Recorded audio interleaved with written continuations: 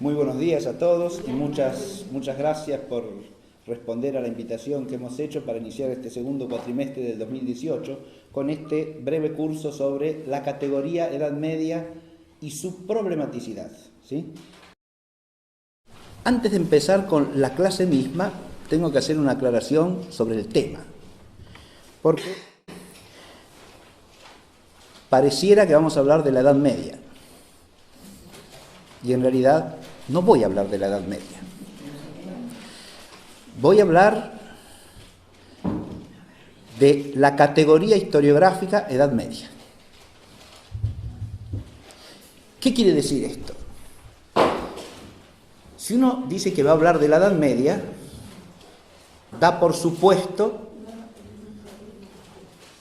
que existe una realidad histórica que se llama Edad Media.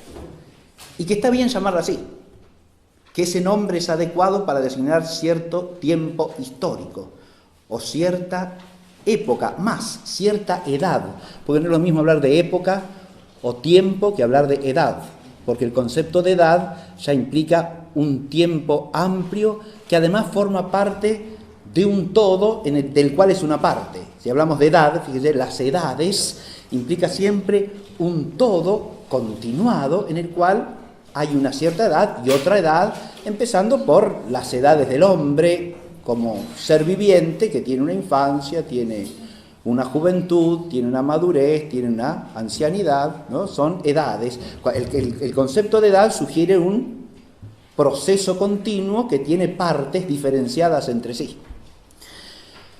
Las grandes partes son las edades. Dentro de las edades puede haber épocas, tiempos más breves.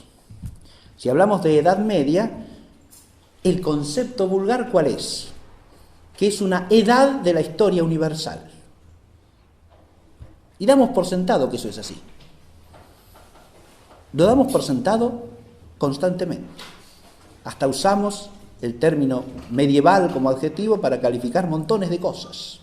O sea que el término está difundido amplísimamente. No se restringe a una sola área de conocimiento o de actividad.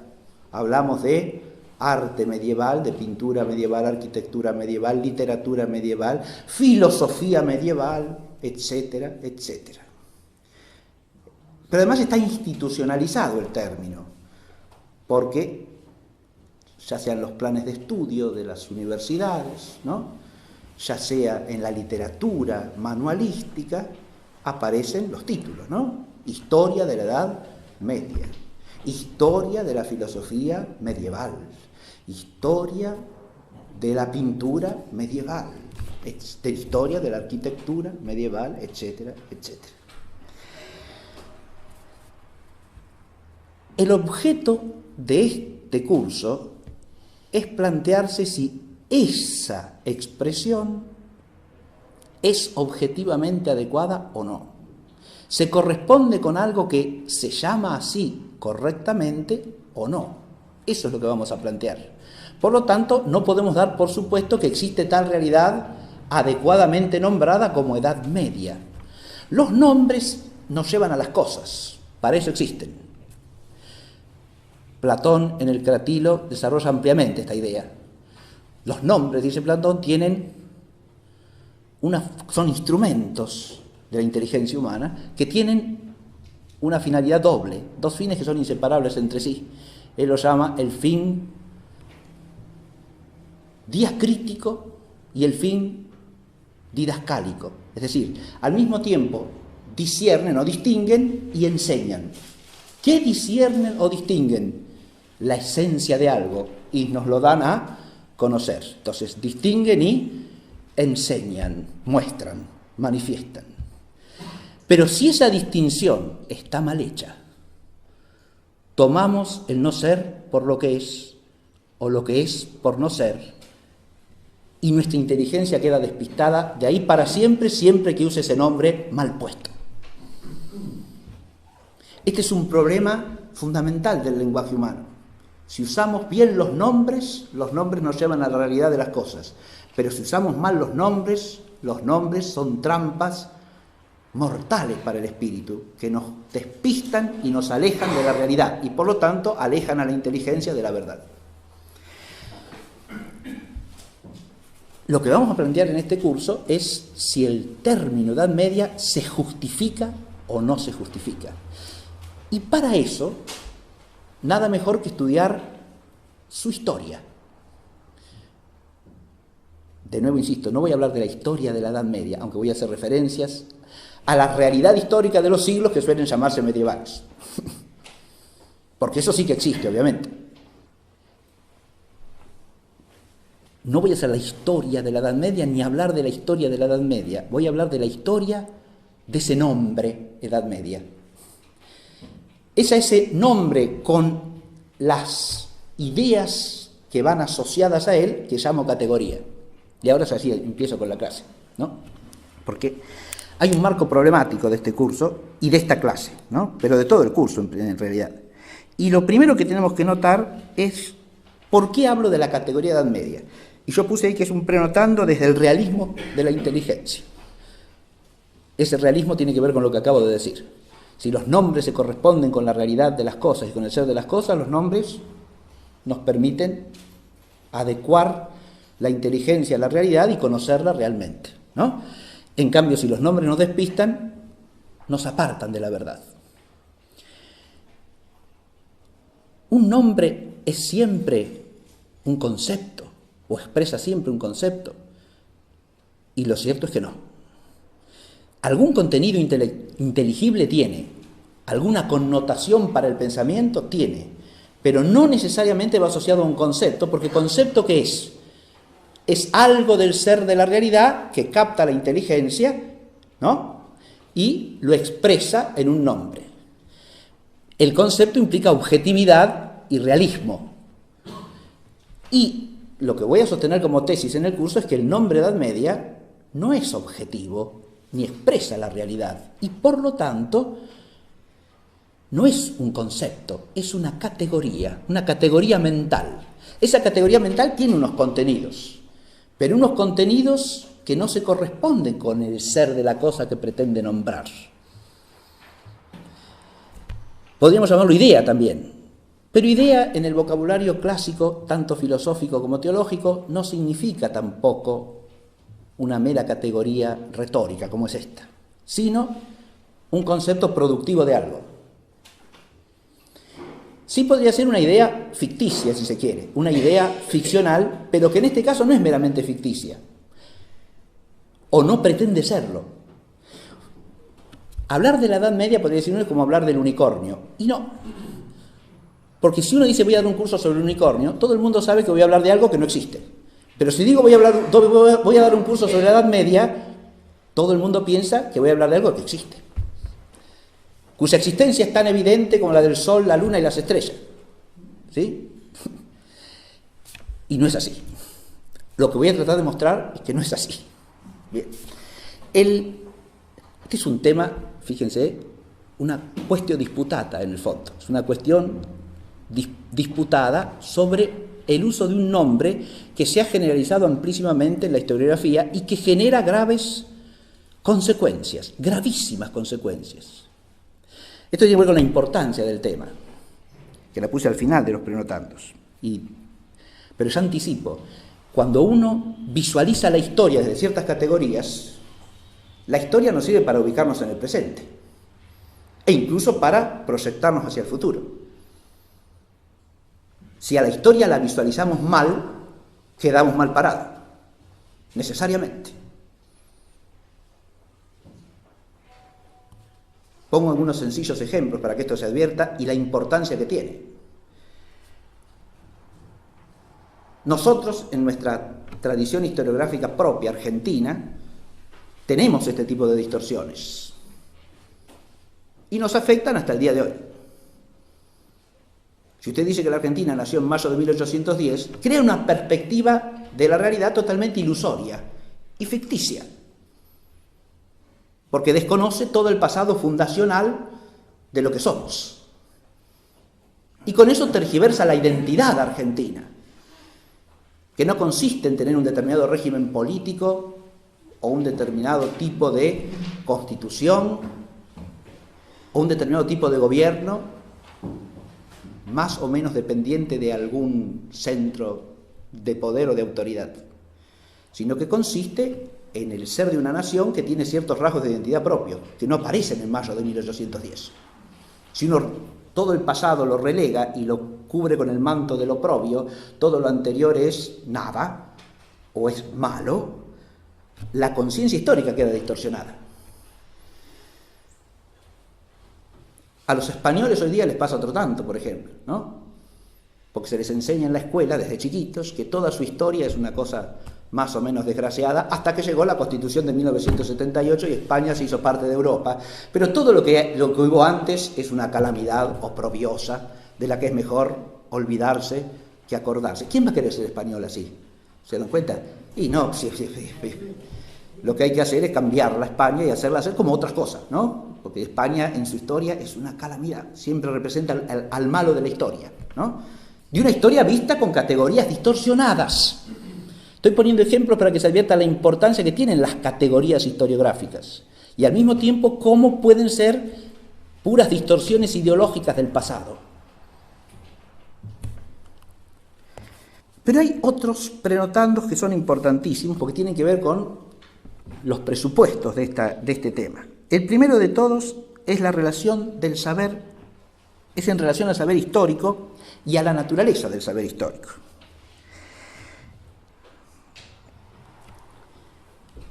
Hay algo de lo que yo estoy cada vez más convencido y es que el saber histórico, la historia como disciplina, es uno de los saberes más difíciles, más arduos que hay para el espíritu humano. Y lamentablemente no es una idea común esta. Se cree que la historia la sabe cualquiera, ¿sí? Con leer un poquito en su casa ya uno sabe de historia. No, señor. La historia es una disciplina rigurosísima y dificilísima. Y yo quiero hacer hincapié en algunos aspectos de esa dificultad. Empezando por el tema de la periodización historiográfica. Si usted periodiza un cierto proceso histórico, ¿qué es lo que está haciendo? Primero que nada dije, periodiza un cierto proceso histórico. La periodización tiene que tener un sujeto preciso. Voy a periodizar la historia de qué, de quién, de qué pueblo, de qué tradición, de qué cultura. Adviértase que desde este punto de vista, cuando se habla de Edad Media, o de Edad Antigua, de Edad Moderna, hay un primer problema porque pretenden ser edades de la historia universal, nada menos. Ya voy a referirme a este problema. Nada más y nada menos que de la historia universal. No de la historia de los antiguos egipcios, de la historia de los griegos clásicos, o de la historia de la China imperial. ¿Está claro? O del imperio incaico. Ahí tiene usted un sujeto historiográfico preciso, acotado, que la inteligencia humana puede manejar. Ahora, si usted quiere hablar de la historia universal, parece, por lo menos de entrada, que el objeto excede el alcance de la inteligencia humana. ¿Está claro lo que digo? Porque la historia universal es la historia toda, entera, desde su origen hasta su fin, abarcando a toda la humanidad. Bueno, ¿qué le parece? Primero, para hacer periodización usted tiene que tener un sujeto histórico acotado. Y segundo, ¿qué es periodizar? ¿Ponerle límites cronológicos cualesquiera, los que se me ocurran por razones didácticas? No. Fíjense que la didáctica es otra vía de tergiversación de la inteligencia si se la malentiende. Porque uno con el afán de hacer claras las cosas puede tergiversarlas, ¿no? O puede adherirse fácilmente a un esquema que es fácil de entender simplemente porque es fácil de entender, ¿no?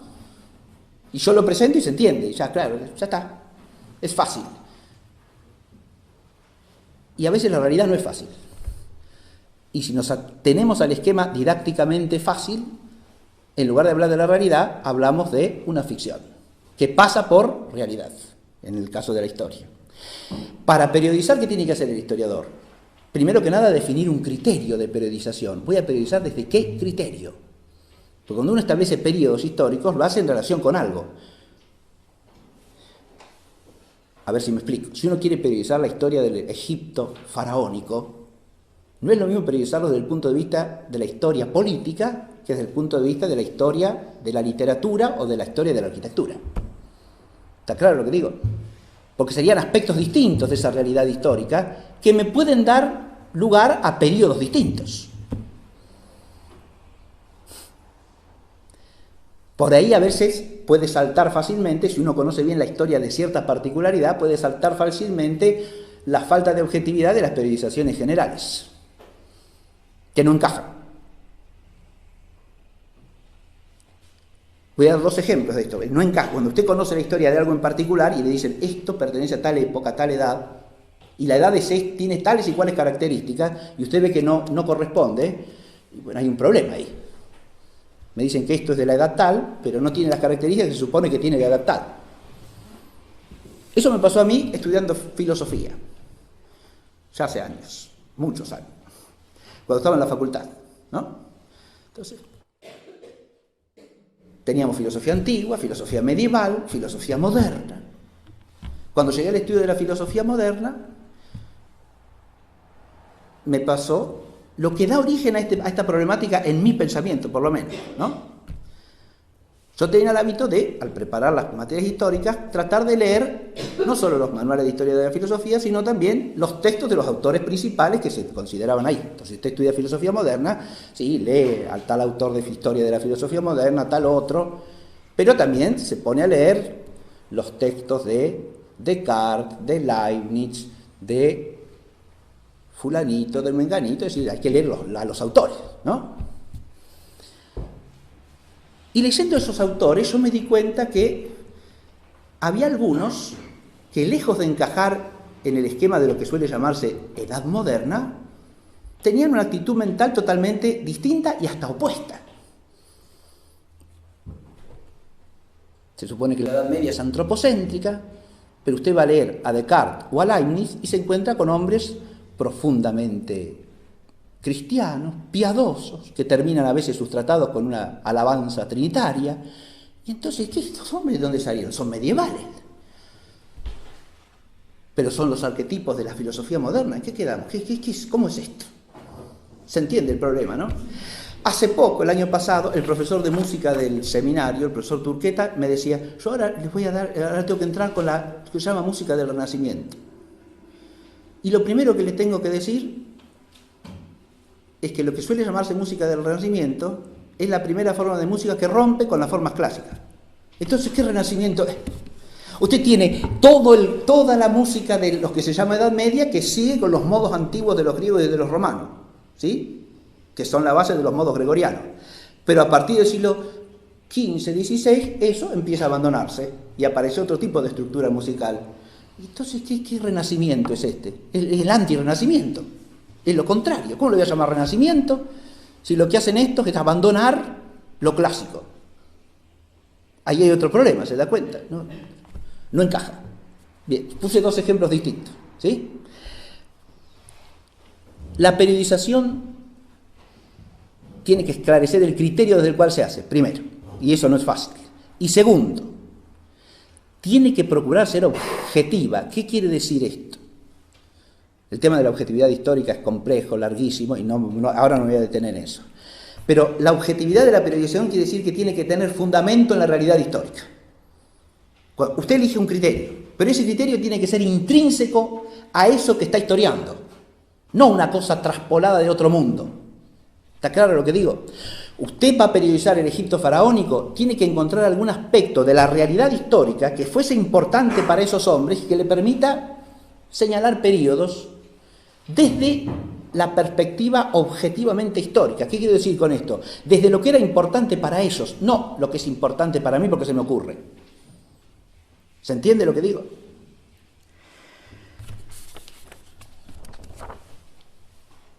Pero hay un aspecto más difícil de la historia que es el que acá juega un papel importantísimo.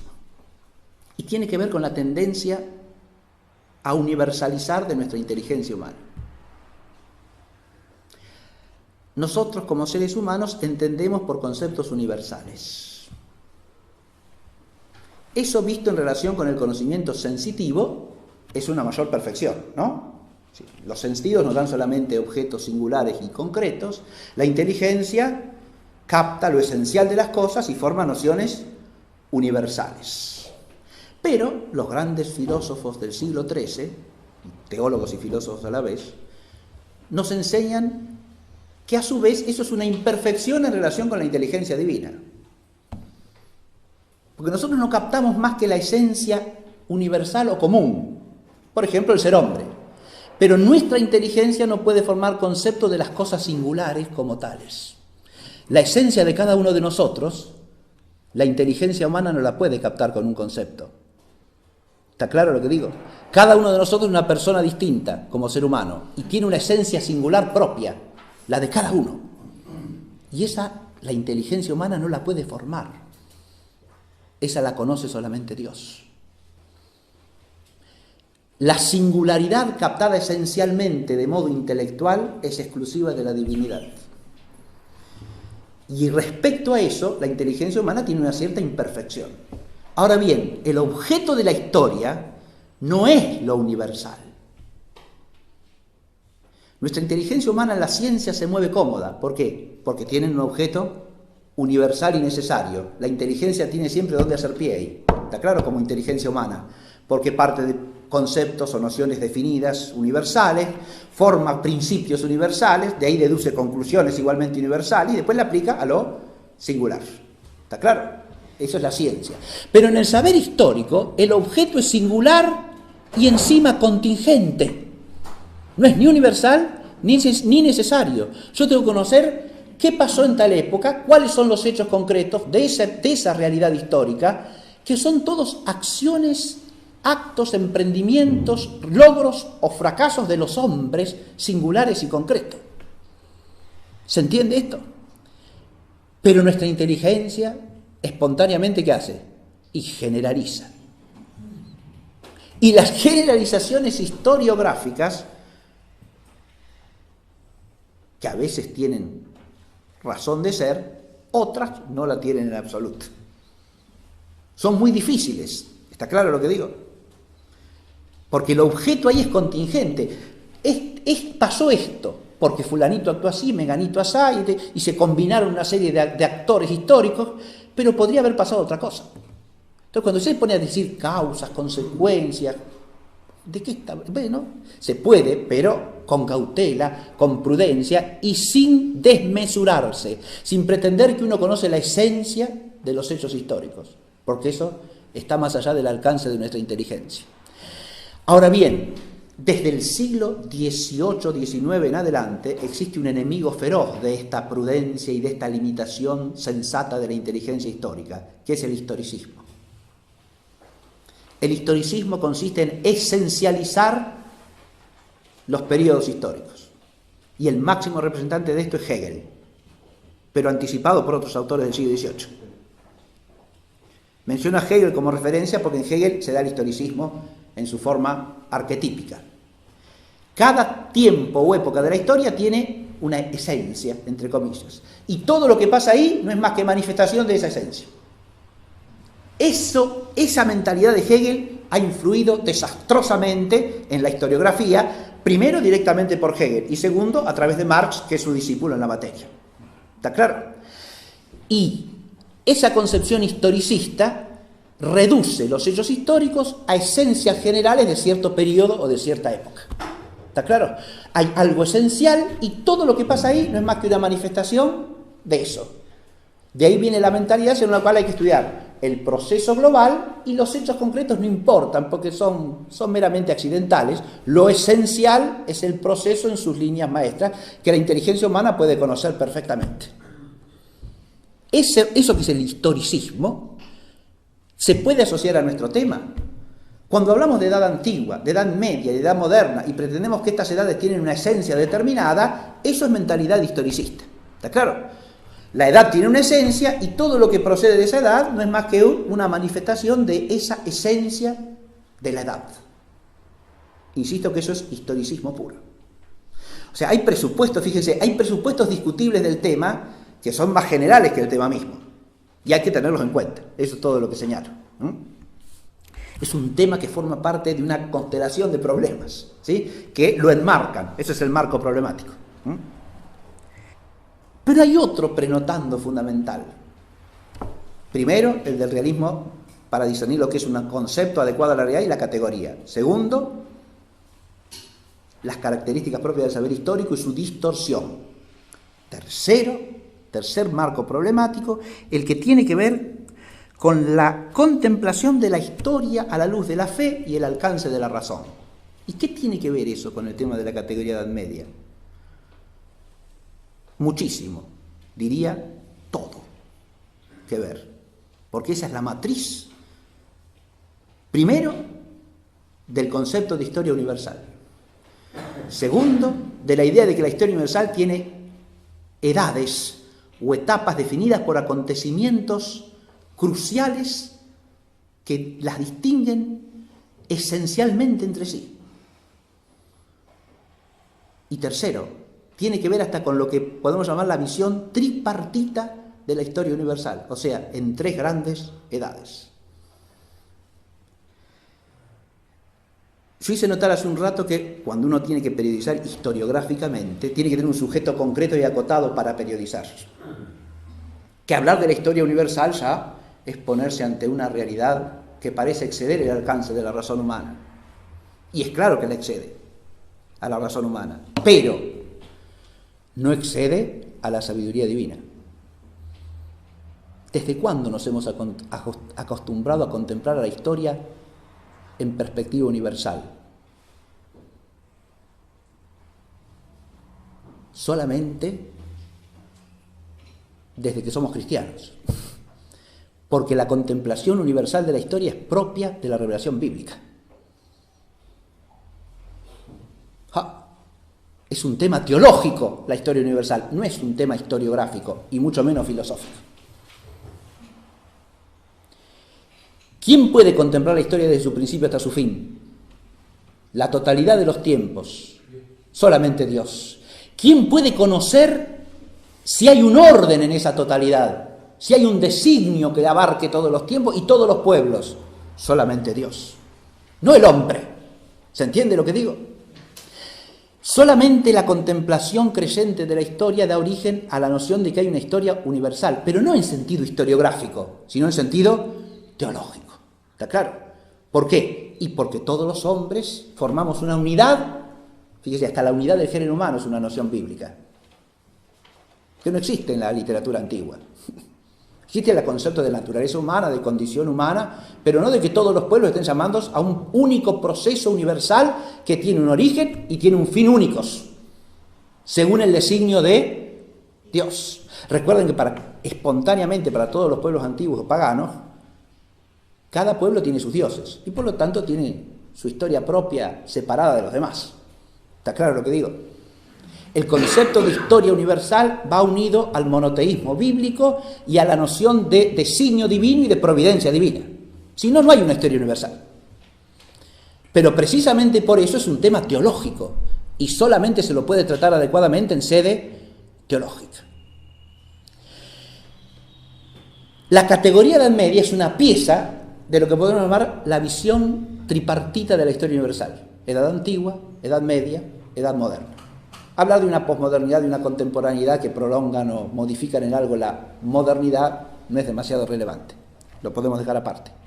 Pero como nace el concepto de Edad Media, que es lo que vamos a ver, está asociado a esta visión. Hay tres edades de la historia universal. Pero esa visión de las tres edades de la historia es también teológica. Es propia de los santos padres de la Iglesia y la desarrollan los teólogos medievales. O sea, los teólogos de esos siglos que suelen llamarse Edad Media. ¿Se da cuenta? ¿Qué cosa?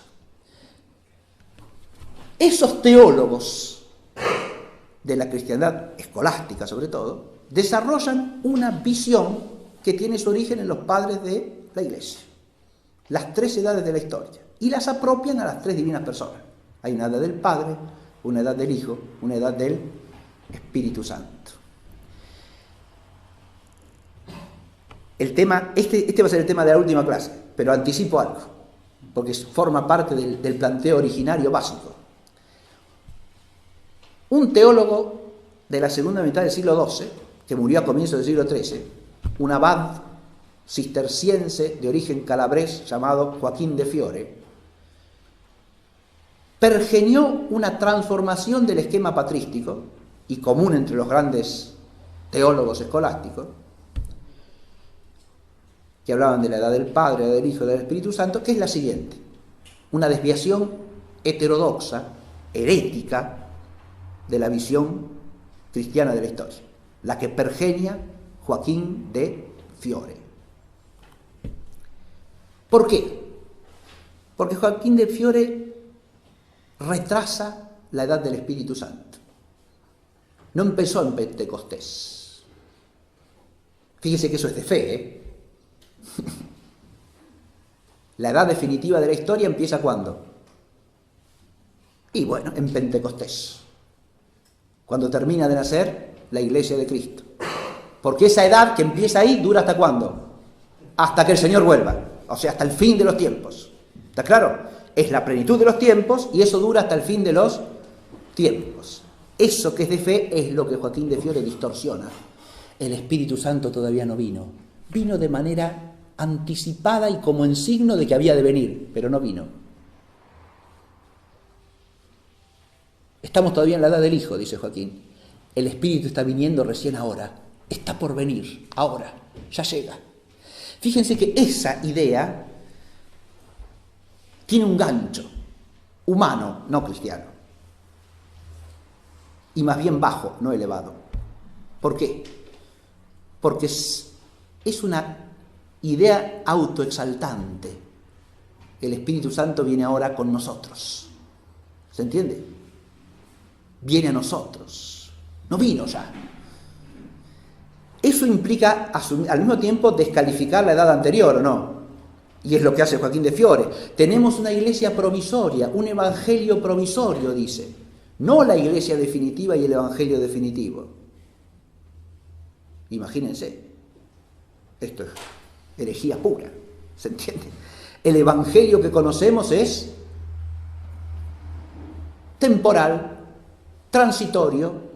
Cuando venga el Espíritu nos traerá el evangelio verdadero, auténtico y perfecto. La iglesia que tenemos es una iglesia precaria, imperfecta, como en signo y anticipo. Fíjense que le proyecta a la edad definitiva las características de la edad preparatoria del Antiguo Testamento. ¿Se entiende? Y la edad del Espíritu empieza recién ahora, viene con nosotros. Ahí está la tentación que muchas generaciones experimentarán, asociándola ¿a qué? A su propio movimiento de reforma espiritual, de nuevas luces, de nuevas formas de vida más perfectas, ¿no? Recién ahora empieza la edad del Espíritu. Esa idea es la matriz de la noción de modernidad, inseparable de la noción de Edad Media, porque se contraponen una a la otra. Y además es la matriz de la división tripartita de la historia. Pero claro, cuando hablamos de Edad Media nadie piensa en estas cosas teológicas, ¿no? Y sin embargo es ahí donde tiene su origen, la categoría. Lo que sucede es que esa visión teológica, a partir de los siglos XVIII y XIX, se seculariza y se transforma en una visión presuntamente racional de la historia. Eso ya lo tenemos plasmado en la primera obra que pretende ser una historia universal, donde se habla de una Edad Media.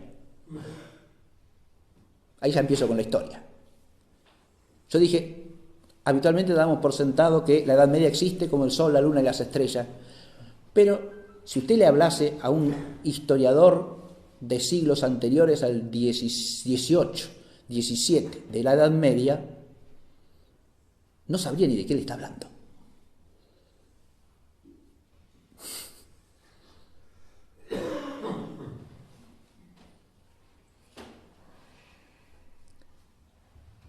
Y para muchos estudiosos de la historia, la fecha hay que retrasarla. Yo dije, ahí aparece una obra en Alemania. En el año 1688, Christoph Keller publica una parte de su Historia Universal que se titula Historia de la Edad Media, desde Constantino, o de los tiempos medios de la Edad Media, desde Constantino hasta la toma de Constantinopla por los turcos. ¿Está claro? Esa es la primera obra historiográfica en que aparece el título ese, ¿no? La Edad Media y la delimitación cronológica habitual para nosotros, ¿no? Desde el siglo IV hasta el siglo XV, ¿sí? IV, V al XV. Él pone así, desde Constantino, en el título ese, ¿no? Historia de la Edad Media, desde Constantino hasta la toma de Constantinopla por los turcos. Esto es el año 1688. Recién, ¿estamos? Y es una obra alemana, aunque escrita en latín, por supuesto, como se escribía todavía en esa época. Serían tiempos medievales todavía. Bien. Porque esa historia está escrita en latín, ¿sí? Como que era la lengua común de todas las universidades de Europa. ¿Hasta cuándo? ¿Hasta que terminó la Edad Media? No, señor. Hasta el siglo XVIII. Muy claro. Y entonces la Edad Media dura hasta el siglo XVIII. Y pues, fíjense ustedes que ahí de nuevo hay un problema, ¿no? Si usted dice, las universidades hablaban en latín en la época medieval. Y pues sí, entonces, este Christoph Keller es un medieval, ¿sí? A pesar de que la haya terminado la Edad Media, 2 siglos antes de él, ¿no? Newton era un medieval, porque ¿en qué escribió Newton? Y en latín, ¿en qué iba a escribir? Si era profesor de la Universidad de Cambridge, y cuando escribía una obra para que la leyesen en toda Europa, ¿en qué la iba a escribir? ¿En inglés? No, señor, porque en inglés sabían solamente los ingleses. Hoy, desgraciadamente, lo sabe todo el mundo. Pero en esa época no. Lo hablaban solamente ellos y los coloniales que tenían en América. Ahora, él... ¿Qué va a hacer? Esa denominación y esa categoría de pensamiento historiográfico que aparece en la obra de Keller, ¿cuándo nació? Y ahora viene la segunda parte de la clase, porque hasta ahora he hablado del marco problemático. ¿Cuáles son los orígenes de la categoría? Lo primero que hay que aclarar es que no es lo mismo que aparezca la categoría a que aparezca una denominación de tiempo medio, tiempo intermedio, porque puede hablar un autor de un tiempo intermedio sin que esté hablando de esa categoría. Una cosa es el contenido, otra cosa es el nombre, ¿está claro? Hay autores que hablan de un tiempo intermedio aquí o allá, ¿sí? Entonces, uno escribe la historia de Florencia y habla de una edad intermedia, media aetas, o tempus medium en latín, ¿no?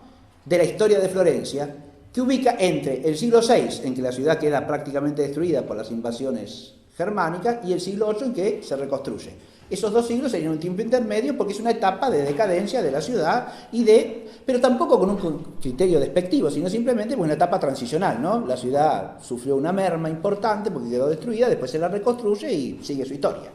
Fíjense que las edades medias en sentido objetivo y propio suelen ser tiempos breves, obviamente, porque son temporadas de tránsito entre una época y otra época, ¿no? Pero cuando hablamos de la categoría de Edad Media, hablamos de un milenio, ¿sí?, de intermedio. Es un poco excesivo eso, ¿sí? 1000 años de interludio, de intervalo, ¿entre qué y qué? O sea, para que esté la categoría de Edad Media, lo que tiene que haber es esa forma de pensamiento, ¿sí? Usted tiene, ya que tenemos pizarrón, lo voy a usar, ¿sí? Usted tiene una época primera, ¿no? Una etapa primera, y algo de esa etapa que ahora reaparece, resurge. Y en medio, un pozo. ¿Está? Esa es la categoría de Edad Media. Pero este pozo es un pozo de 1000 años. ¿Está claro? Es un milenio hundido entre un esplendor primitivo y la reaparición ahora de aquello que se perdió acá, que acá murió, pero con nosotros que renace. Por eso hay otra categoría asociada a la Edad Media, que es la de Renacimiento. ¿Se ve? Porque lo que existió acá y se extinguió o quedó en la ruina acá, ahora se oscureció, quedó en la ruina, quedó en la forma deteriorada, extrema, ahora renace. Entonces tenemos un renacimiento. Y acá viene la etapa moderna. ¿Y esto qué es? Y esto es la antigüedad. Esta etapa es vista como algo luminoso, como un modelo, como un esplendor, ¿sí? Ahora el esplendor retorna, gracias a nosotros. Ahí está la conexión con el joaquinismo, ¿se ve? gracias a nosotros el esplendor retorna. Pero acá está también la conexión con otra cosa, objetivamente, la propaganda. Porque la categoría de Renacimiento es ordinariamente una categoría de propaganda política o cultural. Ahora voy a hacer hincapié en esto. Y es fácil ver eso. Escúchenme, tenemos ejemplos a lo largo de toda la historia, ¿no? Cuando un gobernante quiere exaltar su figura, ¿qué hace? Eso, gracias a mí ahora hay esto, que no existió nunca, ¿está claro? Venimos del páramo, del desierto, de la desolación, y yo hago brillar todas las cosas, ¿está claro? Bien, entonces, Renacimiento, porque gracias a mí reaparece la literatura, reaparece el arte, reaparece la poesía, la pintura, la música, ¿no? Reaparece la justicia, reaparece la verdad, reaparece la elocuencia. Lo que a usted le importa destacar. Obviamente el valor en juego puede ser distinto según los contextos. ¿Está claro? Ese tipo de propaganda, ¿qué tiene que hacer necesariamente? ¿Desmerecer lo anterior o no? Por supuesto. No importa cuánto tiempo anterior, pero lo anterior era el páramo. ¿Está claro? Gracias a mí retorna el esplendor, el júbilo, la alegría, la verdad, la justicia, la cultura, etc. ¿Está claro? Bien. Esto que digo en general, ahora lo voy a poner en su contexto histórico preciso. ¿Cuándo vemos nacer la categoría asociada a su nombre? Fundamentalmente en el humanismo italiano del siglo XV, con algunos precedentes en el siglo XIV. Cuando hablo del humanismo italiano del siglo XV, ¿de qué hablo? ¿Del Renacimiento? No. Esa es la propaganda. ¿Está claro? Si usted se la quiere tragar, de acuerdo, pero no hablo del Renacimiento, hablo del humanismo italiano del siglo XV. Que esa es una época de florecimiento humanístico, pacíficamente se admite. Es claro, está bien. Florecimiento del cultivo de las humanidades, sí señor. Como ha habido otros siglos anteriores en la historia de la cristiandad, que son siglos de florecimiento de las humanidades, es decir, de los saberes humanos. ¿Está claro? Si uno lo ve en esa perspectiva histórica, primero no es que renazca nada. Adviértese que los humanistas italianos, aún los que voy a mencionar ahora como Lorenzo Valla, que era un hombre dedicado a la retórica y a la edición crítica de obras en latín, fundamentalmente, Lorenzo Valla se dedicaba a hacer ediciones críticas en latín. Lo mismo que Giovanandrea dei Bussi, que son los dos personajes en los que aparece la categoría básicamente. El nombre en uno, la categoría en el otro.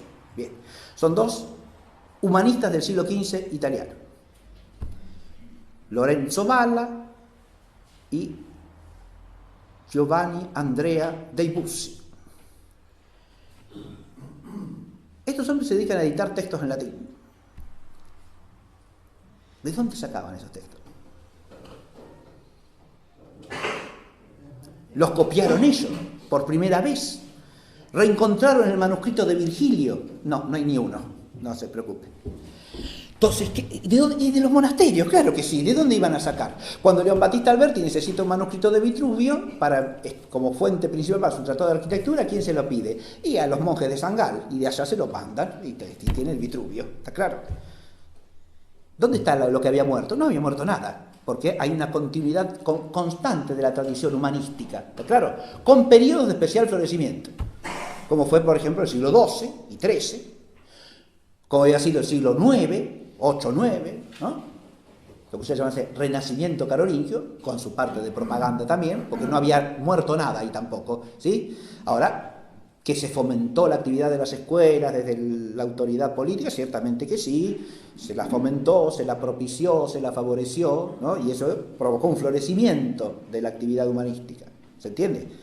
Pero no que hubiese muerto antes, porque los que realizaron esa actividad eran hombres que se habían formado en algún lugar, ¿no? Y manejaban textos que estaban circulando, y tenían conocimientos y sabían disciplinas que se enseñaban. Entonces no estaba muerto nada. Hay un florecimiento, nada que renazca, ¿está claro?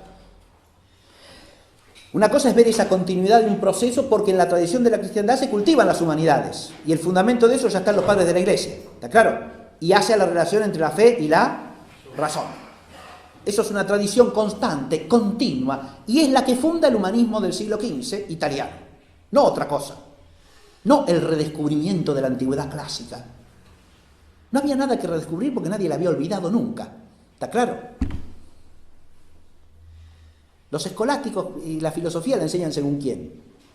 Y según Aristóteles. ¿Aristóteles de dónde era? ¿De la China o de la antigüedad clásica?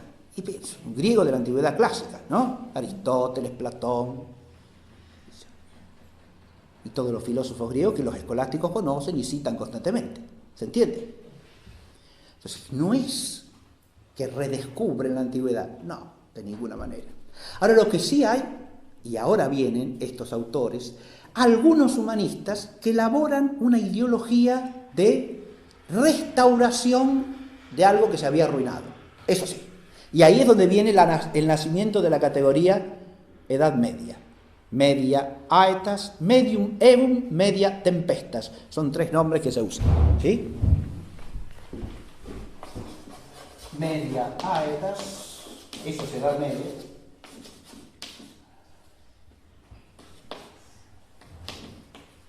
Medium tempus, o en plural, media tempora, tiempos medios.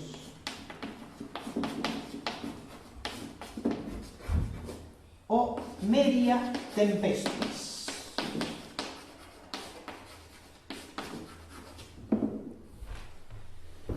Este último es el nombre que aparece en Lorenzo Valla, la media tempestas. Lorenzo Valla es un hombre dedicado al estudio de la retórica, y si uno lo lee, es un rétor que tiene hasta la deformación intelectual de cierta idolatría de la elocuencia. Para él lo único que importa es la elocuencia. ¿Sí? El decir las cosas bien, con propiedad, imitando a los clásicos, ¿no?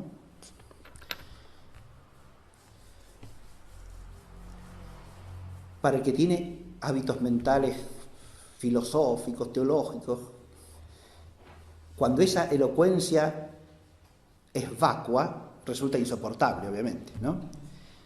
Y en Valla, no digo que sea insoportable, escribe muy bien Valla en latín, que uno lo lee, tiene un latín prolijo, correctísimo.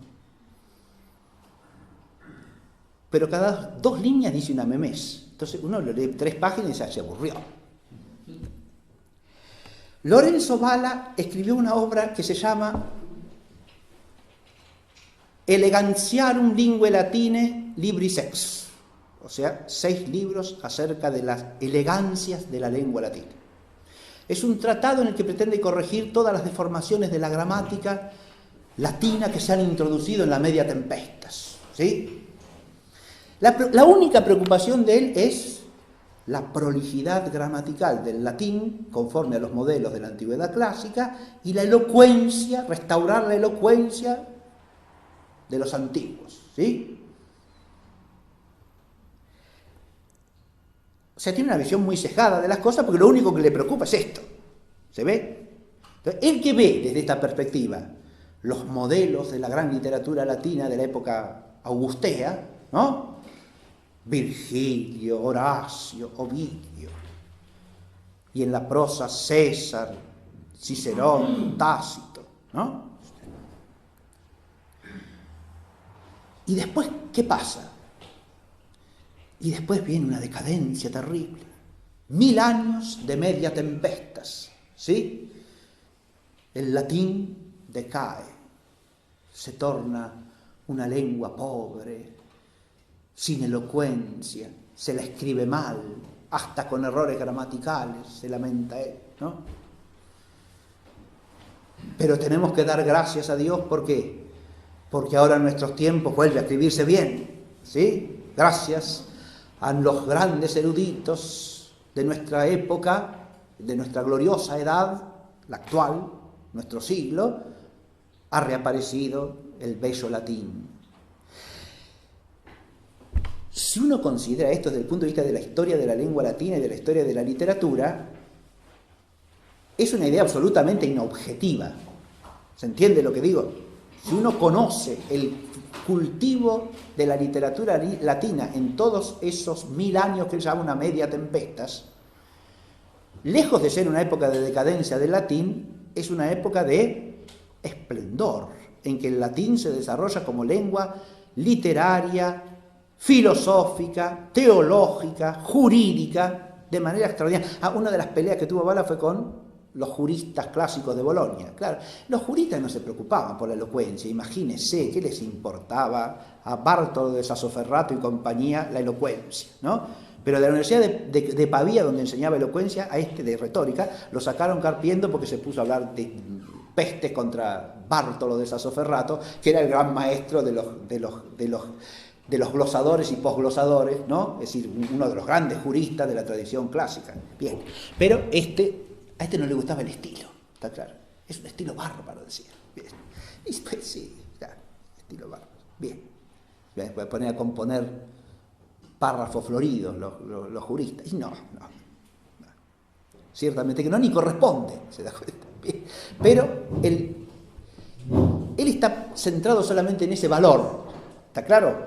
Cuando tenemos una categoría que nace muy unilateralmente en la historiografía, solo en relación con un valor único, no es una categoría propiamente historiográfica, es más una categoría ideológica que historiográfica, ¿se entiende? Pero el carácter ideológico de la categoría de Bala, primero, es la ideología de un rétor apasionado de la elocuencia. Llega a decir el disparate, porque cada uno de los libros tiene su prólogo, ¿no? Que trata un tema distinto. Y en uno de los prólogos del tratado sobre las elegancias de la lengua latina, se defiende de los que lo acusan de interesarse nada más que por las fuentes antiguas y no por las fuentes cristianas, ¿no? Y le traen el ejemplo de San Jerónimo, que había dejado de leer a Cicerón porque lo acusaban de ciceroniano y de no ser cristiano, ¿no? Y hace una defensa. Pero llega a decir lo siguiente, habla de la elocuencia de los padres, y llega a decir que si hay algo destacado en San Pablo, si San Pablo destaca por algo, es solamente por la elocuencia. Imagínese usted, el tipo destaca solo por la elocuencia. Para decir eso, tiene que tener un pensamiento que está totalmente desequilibrado, ¿no? A él lo único que le importa es si escribe bien, si usa metáforas, si usa una retórica más o menos adecuada, ¿no? Es su obsesión, es un monotemático, ¿está claro? Pero ese monotema de la elocuencia en él tiene una asociación política. Ahora viene el otro cariz ideológico. ¿Por qué? Porque lo que dice es lo siguiente. La lengua latina, aquella esplendorosa, la de César, Tácito, ¿no? Virgilio, esa lengua latina era la lengua del gran imperio romano. El esplendor político y militar de Roma tiene su fundamento, dice Bala, en el esplendor de la lengua. Ese es un tema que van a tomar muchos autores posteriores, ¿no? La vinculación entre el vigor de la lengua y el esplendor imperial. Por ejemplo, lo hace con el español Helio Antonio de Nebrija, ¿sí? Que escribe sobre este tema, siguiendo esta idea. Es una cuestión ideológica en Bala, vinculada ¿a qué? Aquel esplendor de Roma pereció ¿cuándo? Y cuando cayó el imperio. ¿Y cayó por culpa de quién? De los bárbaros, que también arruinaron la lengua. Claro, porque no eran oriundos de Roma, no eran italianos como nosotros, entonces hablaban el latín mal, como corresponde a bárbaros. ¿Está claro? Nos arruinaron la lengua y nos sacaron el imperio. ¿Está claro? Ahí ya entra un tema político en la mente de Bala, ¿no? En nuestra época tiene que volver el esplendor de Roma. ¿Qué quiere decir esto? Y que Roma tiene que volver a imperar sobre todo el orbe. Él no piensa en una restauración del imperio romano antiguo, sino en que la lengua latina, con su esplendor, haga que Roma sea la señora del orbe culturalmente, pero eso también asociado a cierto predominio político de Italia en la cristiandad, de distintas maneras según la época de Bala. Porque Bala, durante un periodo de su vida, sobre todo en su juventud, hace propaganda para la corte napolitana, ¿sí? Y después es secretario de letras de la corte papal. Así que su propaganda política ahora es en pro del papado, y ahí encuentra también un ideal político. La cristiandad tiene que unirse políticamente bajo la hegemonía del Papa, que está en Roma, claro. ¿Está claro? Es un ideal, no está hablando ahí del magisterio de la Iglesia, está hablando de la política, ¿sí? El Papa tiene que ser el que lleve la hegemonía política de la cristiandad, que es Europa, ¿no? Pero eso supone la restauración de la lengua latina, se advierte. Estas son las preocupaciones de Valla. Y ahí surge entonces esta categoría, no historiográfica, sino ideológica, de visión de la historia. Hay un esplendor antiguo de la lengua, nosotros lo estamos restaurando, y en medio ¿qué hay? Una media tempestas, ¿sí? En la que queda incluido todo el gran cultivo de la lengua latina y de su literatura teológica, filosófica, matemática, etcétera, en todos esos siglos intermedios, ¿se da cuenta? Dicho sea de paso, él tiene ditirambos excesivos para el cultivo de todas las disciplinas en la antigüedad romana, que es más o menos, porque usted lo compara con lo que viene después, ¿sí? ¿Qué matemáticos importantes hay en la antigüedad romana? Y más, los griegos sí, a los griegos le tiene tirria, habla siempre para desmerecer a los griegos, exaltando a lo latino, es un latinista total, Valla, ¿no? Los griegos ni siquiera tienen una lengua única, dice, hablan 5 dialectos distintos, ¿sí? Entonces, bien, es una cosa que uno la lee y hasta resulta en momentos patética, ¿no? Pero fíjense, ahí nace esa categoría, en este tipo de pensamiento es que nace esta categoría. ¿Todos los humanistas del siglo XIV, XV italiano piensan así? La respuesta es rotundamente no. No es una categoría universal propia del humanismo del siglo XV. Aparece solo en algunos autores, ¿está claro? Petrarca ya es un precursor de Valla, pero Petrarca sobre todo porque está inficionado de joaquinismo, un joaquinismo cultural, pero real, ¿sí? Petrarca, recuerden, del siglo XIV, ¿no? Y está asociado a la propaganda de renacimiento de la corte napolitana del rey Roberto de Anjou, ¿sí? Este es un tema que desarrolla Jacques Herz en la obra Le Moyen Âge, une imposture. Voy a decir brevemente quién es Jacques Herz y qué sostiene esta obra, ¿no? Cuando yo encontré esta obra y la leí, me dio una gran alegría. La obra, el original francés de la obra es del año 1995. Pocos años después salió la traducción española, que se titula La invención de la Edad Media. Pero el título francés es más rotundo, más tajante. La Edad Media, una impostura, ¿sí? El hombre que escribe este libro, la Edad Media como categoría es una impostura, entiéndase, ¿eh? Eso es lo que quiere decir. Esa es la tesis del libro, que coincide con lo que yo estoy diciendo, aunque desde argumentaciones distintas. Pero la primera parte de ese libro, Jacques Herz fue catedrático durante más de 20 años de Historia de la Edad Media, tiene un manual, se llama así, ¿no? Que escribió siendo relativamente joven, en la Universidad de París. ¿Está claro? O sea, no es alguien que desconozca la época, al contrario. ¿Sí? No es alguien que no se dedique al estudio de... No. Él ha estudiado ampliamente los siglos que suelen llamarse Edad Media. ¿Estamos? Pero ese estudio es precisamente el que lo ha llevado a la conclusión de que no es razonable, ni objetivo, ni sostenible hablar de Edad Media. Y hace también una investigación de dónde tiene su origen esa noción Edad Media, ¿no? Y la primera parte del libro está dedicada a lo que él llama la propaganda del Renacimiento en la corte napolitana del siglo XIV. A esa corte están vinculados tanto Petrarca como Boccaccio, que son contratados por el rey Roberto de Anjou y contratados a muy buen precio. Ese es otro aspecto que hay que tener en cuenta. Cuando yo hablo de propaganda, hablo de esto, tal cual, ¿eh? Hay un escritor famoso, se llame Boccaccio, se llame Petrarca, se llame Lorenzo Valla, y una corte lo contrata y le dice, usted tiene que escribir sobre esto, hacerme propaganda de este tipo, y el tipo lo escribe. ¿Está claro? Bien. Hay una cierta actividad mercenaria en la literatura. ¿Está claro? Bien. Si esta gente creía en la propaganda que hacía, no es otro cantar. Puede que sí, puede que no, habrá que verlo en cada caso particular. ¿Se entiende? Pero hay un modus vivendi que es este, ¿no? Yo lo contrato para que usted me haga publicidad. ¿Está claro? Son publicistas de la época, ¿no? Como la gente que hoy día se dedica a hacer propaganda. Ahí no había ni televisión, ni videos de esto, ¿no? Video digital. Había que escribir para hacer propaganda, ¿no?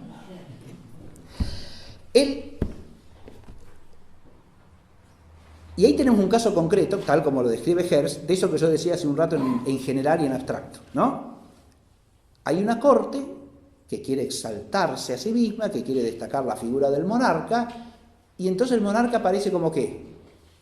Él que hace renacer las artes, gracias a mí vuelve la pintura, vuelve la arquitectura, vuelve la literatura, que estaban arruinadas, perdidas, desaparecidas, ¿se advierte?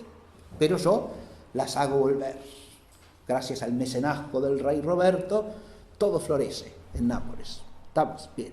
A eso se dedican Boccaccio y Petrarca mientras están en Nápoles, ¿no? A escribir libros. Lorenzo Valla también estuvo en la corte napolitana, ya habla de Alfonso V, ¿sí? El magnánimo. Bien. Y después, como les dije, en la corte papal.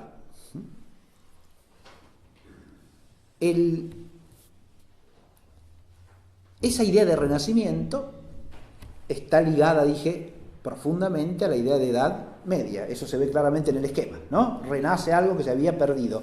Para eso, a un pasado más o menos prolongado, hay que borronearlo, hay que despreciarlo y presentarlo como algo oscuro, decadente, malo. Bien. Yo dije que un siglo después, en el siglo XVI, pongo otro ejemplo más y ya con eso basta, de autor de este humanismo que menciona o piensa la categoría de media. No siempre usan el nombre, ojo, porque Valla no habla de media tempestas o de medio, habla de 1000 años de decadencia. ¿Está claro? Está el concepto, no está el nombre. En cambio, en Giovanni Andrea dei Bussi aparece la media tempestas. Aunque los eruditos discuten si en realidad el nombre ahí corresponde a la categoría o no. Y hay opiniones por el sí y por el no, yo en eso no me voy a meter, ¿sí? Eso está muy bien tratado en un artículo de Eduardo Baura García, es un profesor español, y el artículo se titula De la media tempestas al medium evum, la aparición de los diferentes nombres de la Edad Media. Es un artículo muy erudito, donde el autor lo que hace es rastrear las primeras apariciones de las expresiones medium evum, media aetas, media tempestas y sus variantes gramaticales, y se plantea cuándo la expresión corresponde a la categoría histórica de la Edad Media y cuándo no. Y hay muchos casos en que no, como yo les dije, decía ese ejemplo del que hace la historia de Florencia, por ejemplo, ¿no?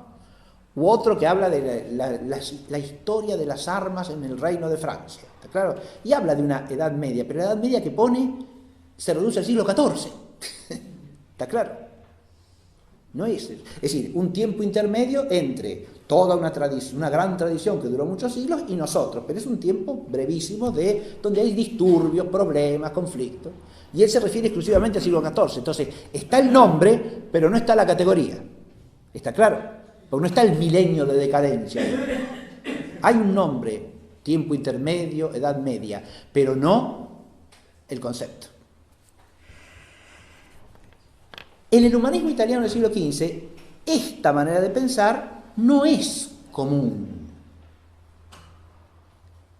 Hay sí el entusiasmo de que hay un florecimiento humanístico, eso sí, eso es bastante común, ¿no? Pero no asociado al desprecio del pasado y mucho menos al desprecio de 1000 años de oscuridad. ¿Está claro lo que digo? Si usted va a un Marsilio Ficino, por ejemplo, se encuentra que él destaca la importancia de la traducción completa por primera vez de las obras de Platón del griego al latín, ¿no? Y que a Platón se lo conocía muy incompletamente en los siglos anteriores. Pero nunca tiene la idea de que el cultivo de la filosofía ha desaparecido durante esos siglos anteriores, ni mucho menos. ¿Se entiende? No aparece la idea de la media aetos. Y si usted va a un Juan Pico de la Mirándola, en el discurso sobre la dignidad del hombre, se encontrará con que la visión histórica que tiene es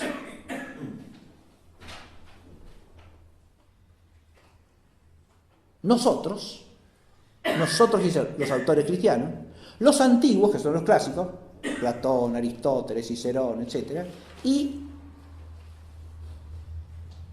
los judíos y los árabes, a los que cita también, ¿no? O sea, así hace la división de los autores. No habla nunca de medievales, ¿está claro lo que digo? El nosotros, ¿a quién abarca? A todos los padres de la Iglesia, a los autores escolásticos y a los humanistas como él de la tradición cristiana. ¿Está claro? ¿Qué es lo que los hace unos? El ser cristiano. ¿Está claro? Por eso se distingue de los musulmanes, de los judíos y de los paganos antiguos. ¿Está claro?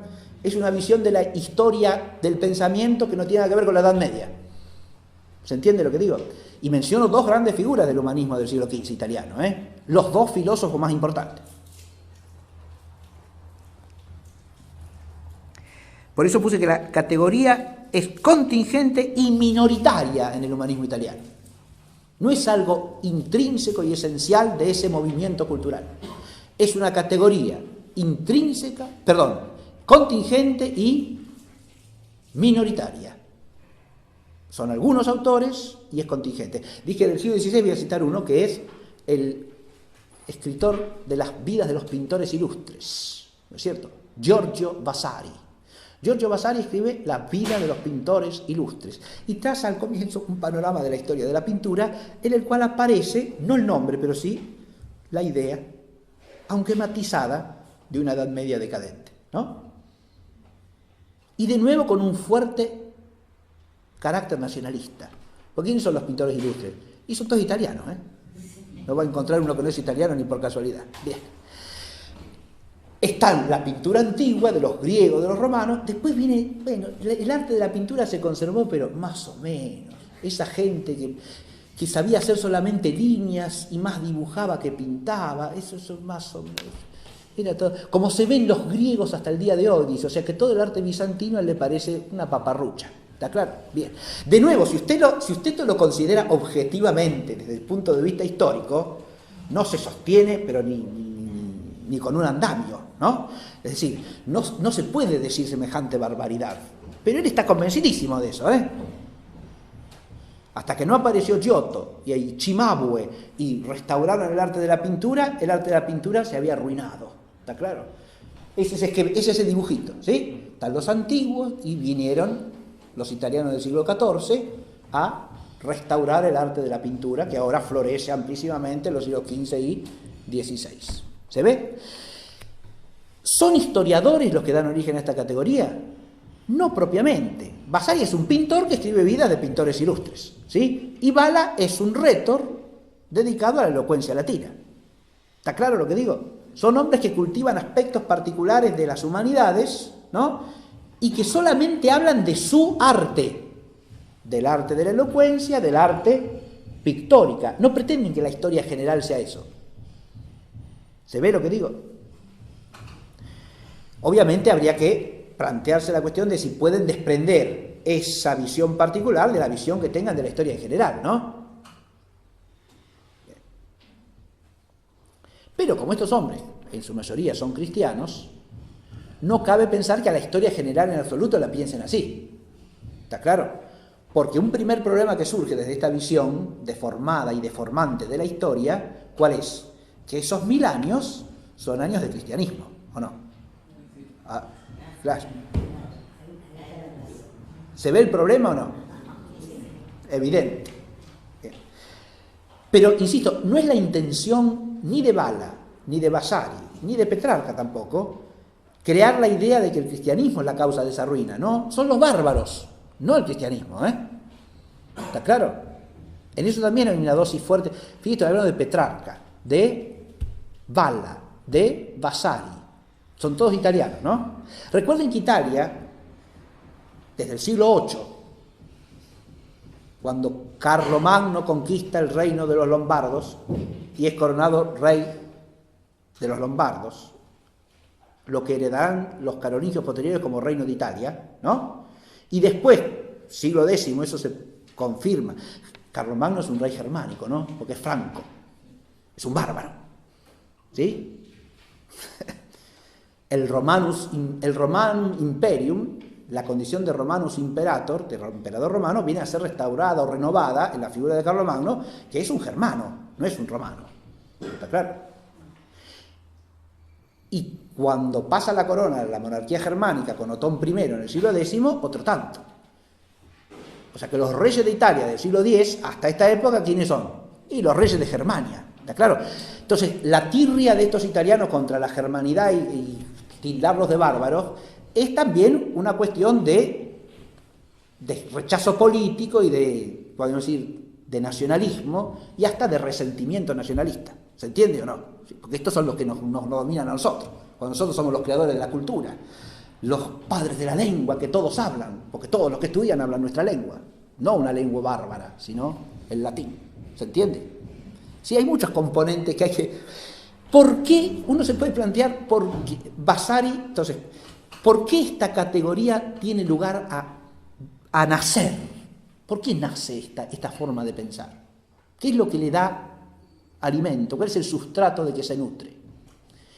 Y hay dos cosas que no pueden pasar por alto en el contexto histórico. Porque una cosa es que la idea sea inobjetiva y otra cosa es que se da el hecho de que nace la idea. Entonces el historiador se tiene que preguntar qué da ocasión, por lo menos, a que la idea nazca. ¿Se entiende? Y hay dos aspectos de la historia de los siglos XIV-XV que explican de alguna manera el surgimiento de la idea. ¿Cuál es el primero? El reformismo eclesiástico. Todo el siglo XV es un siglo de reforma de la Iglesia. Todos los movimientos de reforma, en la medida en que quieren instalar una reforma, tienen que de alguna manera vituperar el pasado inmediato, ¿o no? Y sí, porque eso es lo que hay que cambiar, ¿no? La crítica puede ser justa, pero también puede excederse con el objeto de justificar la necesidad de la reforma. ¿Se advierte o no? Eso también es algo que se repite muchas veces en la historia, ¿no? El espíritu reformista es un espíritu de renovación, ¿no? Y es un sustrato que alimenta muchos fenómenos del siglo XV, algunos muy positivos y otros, como este, no del todo, ¿no? Porque es un fenómeno que desvía la idea de reforma, la corrompe. Y el otro aspecto que hay que tener en cuenta es lo que suele llamarse historiográficamente la crisis del siglo XIV, con sus aspectos de decadencia, ¿no?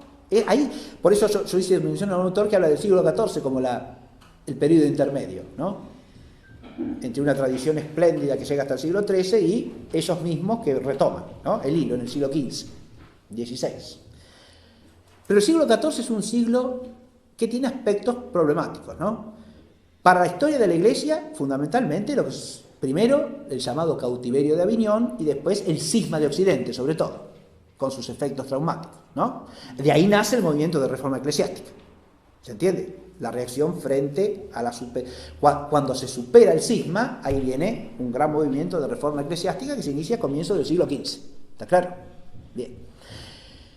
Pero la estancia de los papas en Aviñón y al cisma de Occidente se suman la famosa peste negra de mediados del siglo XIV, que también es un fenómeno de impacto psicológico notable, ¿no? Y, sobre todo en algunos países, como Italia, por ejemplo. Y la guerra de los 100 años, una guerra prolongada entre dos reinos cristianos, ¿no? La Francia y la Inglaterra. La acumulación de estos fenómenos hace del siglo XIV un siglo que desde el siglo XV se ve como un siglo del que hay que alejarse lo más posible. Y ahí viene un fenómeno histórico-psicológico que también se repite muchas veces en la historia. el rechazo del pasado inmediato se transforma en el rechazo de un largo, indefinido pasado, ¿no? El pasado es lo malo, ¿no? Y hay que ver hasta dónde se lleva ese límite, ¿no? ¿Se entiende lo que digo? Es una especie de psicología de ruptura con el pasado inmediato, pero esa ruptura puede generar fácilmente la prolongación de ese pasado inmediato oscuro hacia un pasado mucho más remoto. ¿Está claro esto?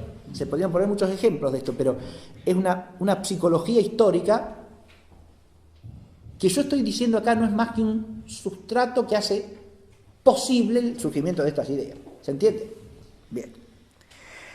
Ahora, ya termino, Además del humanismo italiano, un giro particular le dará a esta idea de un tiempo intermedio oscuro lo que suele llamarse el humanismo nórdico, centrado en la figura de Erasmo de Rotterdam.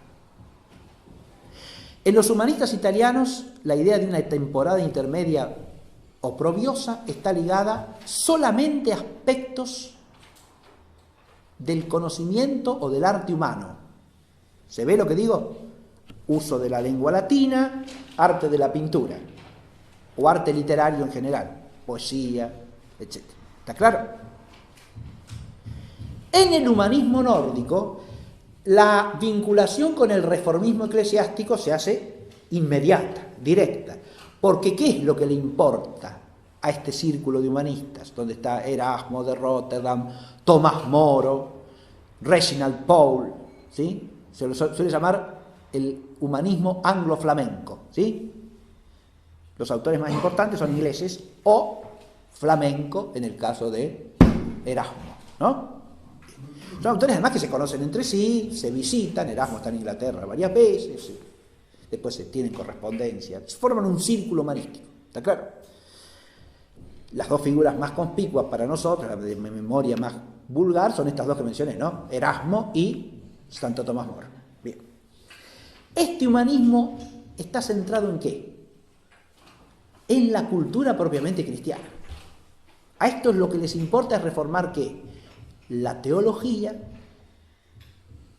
el conocimiento teológico, y eso al servicio de la piedad cristiana.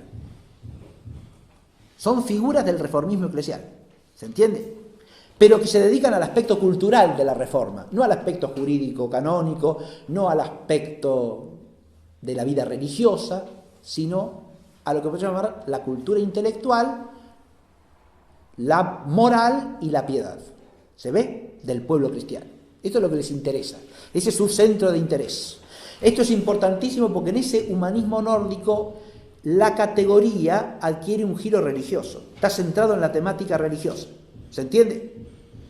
Y por eso esta instancia es un eslabón de enlace con lo que va a venir en la clase próxima, que es la profundización y arraigo de la categoría en la mentalidad protestante. ¿Está claro? Pero el círculo de los humanistas nórdicos le da un giro religioso cultural. No que vean, ojo, lo que quieren es la reforma de la cultura cristiana para el bien de toda la cristiandad. ¿Está claro? No son autores anticristianos, al contrario. Pero su visión de la cultura cristiana anterior es totalmente cejada. Si uno lee el elogio de la locura de Erasmo, la caricatura de la escolástica que hace es terrible. ¿Está claro? Es un antiescolástico furioso, digamos. La desprecia olímpicamente. Y eso en alguien que quiere hacer una reforma de la teología no es pequeño problema. Digamos de paso que Erasmo no escribió en su vida una obra teológica importante, nunca. Sí hizo una edición crítica del Nuevo Testamento en griego, ¿sí? Y editó alguna obra de San Agustín en latín críticamente. Ahí está lo importante y la labor valiosa de la crítica textual, digamos, ¿no? Que es en lo que se aplica con cierto rigor. Aunque con problemas también, porque sus ediciones reciben críticas de otros humanistas que no las consideran del todo sólidas, y que no les falta razón. Pero de eso sabe. Ahora, de teología en general, más o menos, o poco y nada, para decirlo realmente, ¿no? Y por eso puede caer en esa falsificación de caricaturizar la escolástica como si fuese una monstruosidad. ¿Se entiende? Y entonces aparece, ¿qué es eso intermedio? Está la cultura cristiana de los santos padres, que es la que hay que recuperar, ¿no? Y en el medio está la decadencia escolástica. ¿Se ve? Así es como funciona básicamente la categoría Edad Media en el humanismo nórdico. Así es. Voy a terminar la clase leyendo un textito breve que corresponde a un autor español del siglo XVIII, que a nosotros nos suena sobre todo porque lo vimos en la historia argentina cuando se habla de los pensadores que influyeron, por ejemplo, en Manuel Belgrano, ¿no? Manuel Belgrano estudió en Salamanca y una de sus fuentes de inspiración son las obras de Gaspar Melchor de Jovellanos, cuyo nombre nos hace sospechar que hubo de nacer un 6 de enero, seguramente. Baltasar no se animaron a ponerle. Gaspar Melchor de Jovellanos dice así: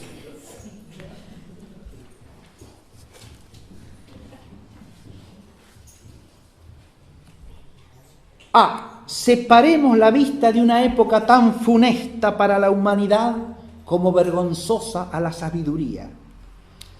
¿Qué nos presenta la historia de 10 siglos? Reaparece el milenio, ¿no? ¿Qué nos presenta la historia de 10 siglos sino violencias e injusticias, guerra y destrucción, horror y calamidad? Oh siglos de ignorancia y superstición, siglos de ambición y de ruina, y de infamia y de llanto para el género humano, historia universal, ¿no? La sabiduría os recordará siempre con execración, y la humanidad llorará perpetuamente sobre vuestra memoria. Esto está citado en la historia de la filosofía española desde la Ilustración de Guillermo Fraile, un fraile dominico español del siglo XX, historiador de la filosofía, que vivió muchos años en el convento de San Esteban de Salamanca. Y él introduce esta cita con la siguiente frase: con un estilo digno de cualquier ilustrado francés, exclama, refiriéndose a los siglos pasados, ¿no? Y es el estilo de un ilustrado, no, de un iluminista en realidad, ¿no? Aunque, fíjense, y aquí vino otra arista del problema que tenemos que considerar. Este Jovellanos es un español católico, y no se pretende otra cosa, pero tiene incrustada esta visión de la historia, ¿se entiende? Cuando habla de historia y cuando habla de filosofía, piensa como dice acá, como un ilustrado francés, ¿no? Como Voltaire, o como cualquier iluminista a la moda, ¿no? La categoría entonces que se inicia ya entre el siglo XV y el XVI tiene un trayecto que llega al XVIII, pero eso lo tenemos que ver en las dos clases próximas, ¿no? Y sobre todo en la que viene, donde vamos a tratar de ver cómo esta categoría, de ser algo que aparece en la mente de algunos humanistas italianos y que por lo tanto circula en ámbitos muy restringidos, ¿no? De gente que lee textos en latín sobre retórica o sobre el arte de la pintura, ¿no? Pasa a ser una categoría divulgada ampliamente y además necesaria en la visión de la historia. Eso no pasa en el humanismo italiano, ni en el humanismo nórdico. Eso pasa recién en el protestantismo del siglo XVI y XVII. Pero eso es el tema de la clase próxima. Muchas gracias.